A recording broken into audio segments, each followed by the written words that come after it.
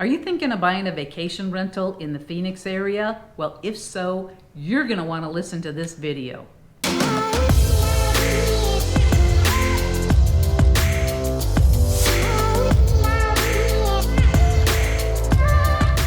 So we get a lot of calls and messages from people that are looking for information about the Phoenix metro area. And you know what? We just love it. We love answering your calls, your questions. We've lived here for a long time, so we know a lot about this area. And we're happy to share everything we know with you. But we need you to give us a call, send us a message, send us a text. However you want to get a hold of us, please do so. And we're here for you, and we want to answer your questions. Please, I need to answer the questions. So there's a lot of controversy across the country about vacation rentals. And we have all heard horror stories from them. And some places have even outright banned vacation rentals completely. And others some are very limited. But here in Phoenix, Arizona, I would say we are fairly vacation rental happy, with some caveats. So that's true. I mean, several years ago, our legislature enacted, it's called Arizona Revised Statute, and let's see, the number is 9-500.39. And so this statute prevents cities and municipalities from preventing people from doing short-term rentals. Well, that was really good, and a lot of people took advantage of it, and a lot of people bought investment properties here to set up as a vacation rental. And then we got complaints about it. We got people would rent their homes out to people that were doing parties and setting them up to be able to host an event, and neighbors got mad. And then they started complaining. And so what happened is that now they've enacted some other legislation that hopes to, they don't want to prevent it, but they want to be able to curb it a little bit. So we're going to dig deep into that. And then once you understand kind of what the rules are here, we can better advise you on where's a good place for you to buy a vacation rental if you're looking in the Phoenix area. So while cities and towns can't prevent them, if the property is in a community with an HOA or a homeowners association, the HOA rules would apply. Now, for many condo complexes and other communities with HOAs, this means a 30 or 90-day minimum for the rental term. In other cases, the HOA, if they did not have any rules or restrictions against them, many of them have changed those rules to restrict them, or otherwise just try to curb the amount of vacation rentals in their communities. In response to some of the complaints that they were getting, recently our governor signed some new legislation which requires that all towns and cities and municipalities initiate either a permit or a license for vacation rentals. So that's the rule, and now it's up to the towns and the cities to figure out how they're going to implement that. So a lot of them haven't even figured that piece of it out yet. So kind of stay tuned, but most of it has to do with making sure that if you are going to set up a vacation rental, that you're being a good neighbor. So they're setting up rules so that for example, you can't have noise complaints against the property. It's limited to a specific number of people that are staying in the property. You can't use it for an event like where you would charge people for. So it's only for people to stay overnight. So as long as you're kind of following those rules, a vacation rental can still be a very lucrative investment opportunity. The other thing that they changed recently is if a homeowners association did not have rules that prevented them from doing short-term vacation rentals, they can't just change the rules unless there is a supermajority. And I believe the number for a supermajority is you have to have 85% or more of the homeowners in the community voting for the new rules. So those, in the past, what happened is the homeowners association would change the rules, but they would only have a simple majority. So now the legislature is saying, no, you need a supermajority if you're going to be changing the rules. So those are kind of the rules, things that you need to think about before you purchase a vacation rental here in the Phoenix area. Now, the next part is, where's the best place to buy a vacation rental? And to answer that question of where the best spot for a vacation rental would be, you need to ask yourself what type of vacation rental you want to set up. Do you want to have a daily or a weekly basis? Or something that's more longer term, such as monthly, 6 month, yearly. If you want it just for winter visitors, or if you want people to come for, with those winter visitors, 1 to 4 months at a time. So all these questions are things that you need to ask yourself. And that way, once you have answers, then we can help and guide you and figure out exactly where the best rental property, depending on those circumstances, will be. What type of community would be best for you?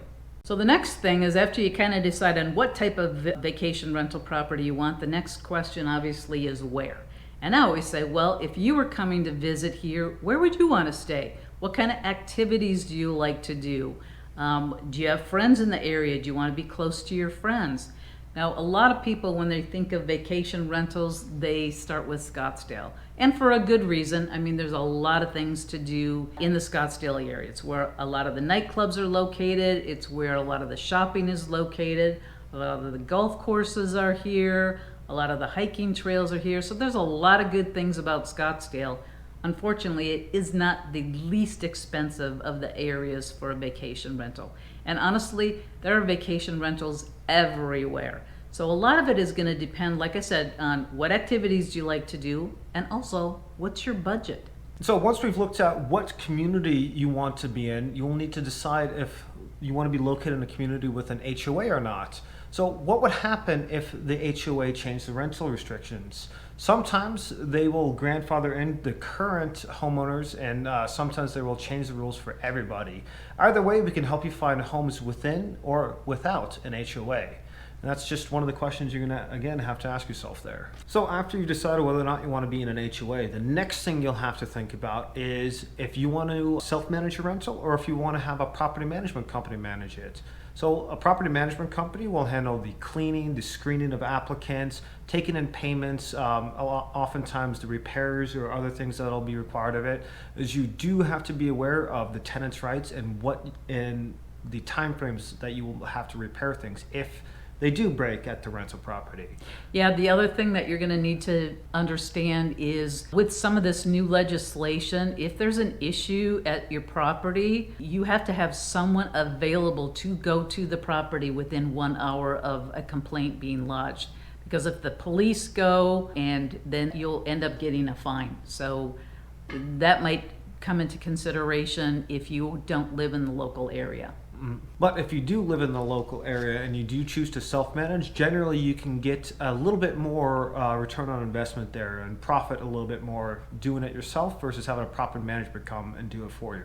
Although the ease of managing a property using a property management company is much easier and more straightforward, and you can just enjoy that passive income. So now we've decided if we're going to use a property manager, we know if we're going to live in or buy in a HOA or not, and then now the next thing is how are you going to furnish the property? So when you have a vacation rental, I'm sure you know this, but you do have to have it fully furnished. That means it's got to have all the furniture, the beds, the TVs, the tables, everything, including all the linens, all the kitchen items. If there's outdoor space, you're going to need outdoor furniture. And then, of course, you're going to have to provide all the utilities, including internet service. Just keep that in mind. If there is a pool, you're going to have to decide, am I going to allow the pool to be heated during the winter or not? The pools can be very, very expensive to heat. So that might be something that you want to consider, that you put the onus of heating the pool on your tenant. The other thing that you need to understand is if you have a pool, we do have child barrier safety regulations in all communities here. So you're going to have to probably abide by those regulations if you're going to be renting to a family with small children.